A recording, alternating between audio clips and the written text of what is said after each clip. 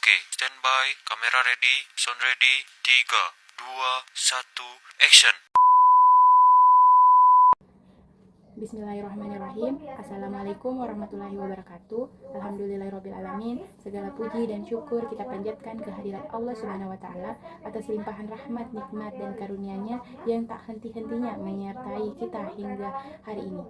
Tak lupa sholawat serta salam semoga senantiasa tercurahkan, limpahkan kepada junjungan kita, Nabi Allah Muhammad Sallallahu Alaihi Wasallam, kepada keluarganya, para sahabatnya, dan juga kita semua selaku umat hingga akhir zaman.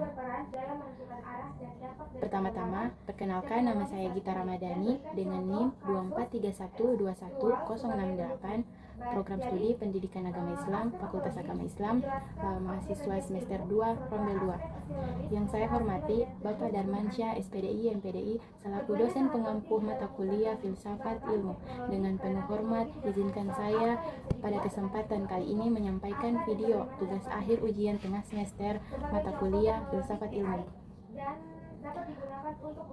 Semoga apa yang saya sampaikan nanti bisa bermanfaat dan menjadi bagian dari proses belajar yang bermakna. Ada beberapa pertanyaan yang diberikan Bapak. Yang pertama, apa perbedaan pengetahuan biasa dan ilmu pengetahuan? Pengetahuan biasa atau common knowledge adalah pengetahuan yang diperoleh secara spontan dari pengalaman sehari-hari tanpa melalui metode ilmiah. Ia bersifat praktis, tidak sistematis, dan tidak selalu dapat diuji kebenarannya secara objektif. Sebaliknya, ilmu pengetahuan scientific knowledge diperoleh melalui metode ilmiah yang sistematis, rasional, dan objektif, serta bertujuan untuk menjelaskan, memprediksi, dan mengendalikan fenomena alam atau sosial. Misalnya, banyak orang yang tahu bahwa makan terlalu banyak bisa menyebabkan sakit perut. Ini pengetahuan biasa. Namun, ketika dokter melakukan penelitian tentang bagaimana enzim pencernaan bekerja dalam sistem gastrointestinal, mereka menggunakan pendekatan ilmiah untuk menghasilkan pengetahuan yang valid dan dapat diandalkan. Yang kedua, peran aspek ontologis dan aksiologis dalam teknologi. Aspek ontologis ilmu berkaitan dengan apa yang dikaji, yaitu realitas atau objek kajian ilmu.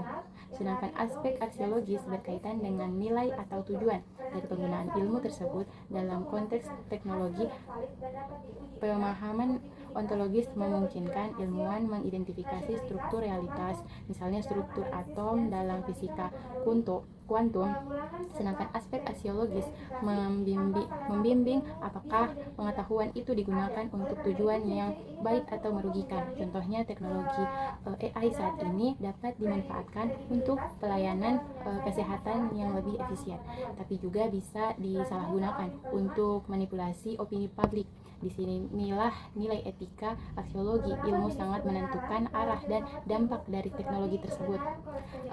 Yang ketiga, tujuan ilmu: mengetahui, memahami, dan mengembangkan nilai.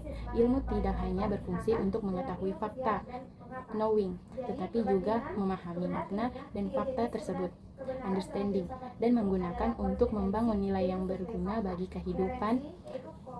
Dalam praktik riset ilmiah modern, hal ini tercermin melalui penelitian yang tidak hanya mencari data, tapi juga menawarkan solusi atas masalah sosial dan etika. Sebagai contoh, riset tentang perubahan iklim tidak hanya mengukur suhu bumi, tetapi juga memahami pola-pola penyebabnya dan mendorong nilai keberlanjutan serta keadilan antar generasi. Dengan demikian, riset ilmiah menjadi saran untuk menyatukan fakta, makna, dan nilai demi kemaslahatan bersama. Ciri kebenaran ilmiah: objektif, rasional, dan sistematis. Kebenaran ilmiah bersifat objektif karena tidak dipengaruhi oleh pendapat pribadi, rasional karena berdasarkan logika dan bukti, dan sistematis karena mengikuti langkah-langkah metodologis yang tertata. Ketiga ciri ini saling terkait.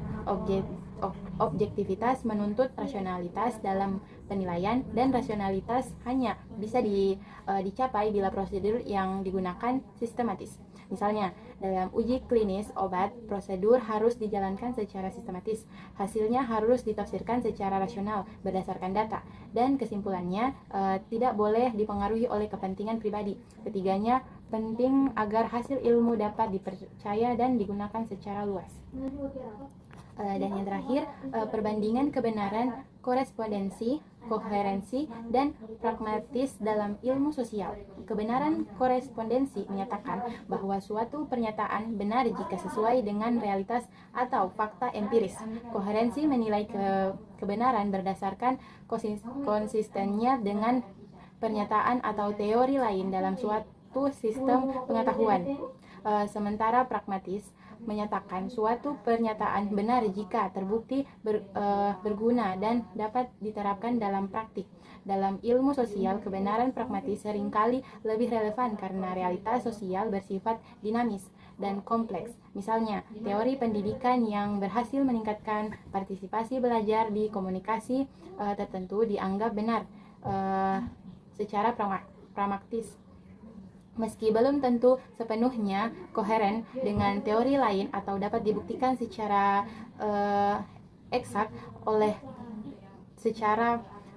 secara eksak. Oleh karena itu, pendekatan pragmatis lebih fleksibel dan kontekstual dalam menangani masalah sosial.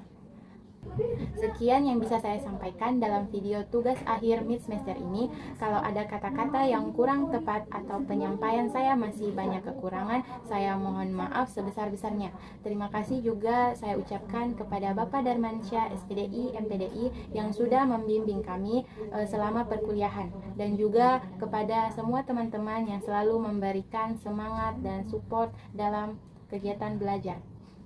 Semoga apa yang saya sampaikan bisa bermanfaat dan mohon doanya agar tugas ini bisa memberikan hasil yang terbaik. Wallahu musta'an. Wassalamualaikum warahmatullahi wabarakatuh.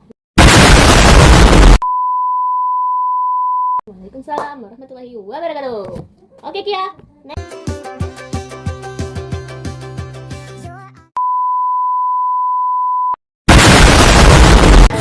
Oke teman-teman, terima kasih sudah menonton videonya.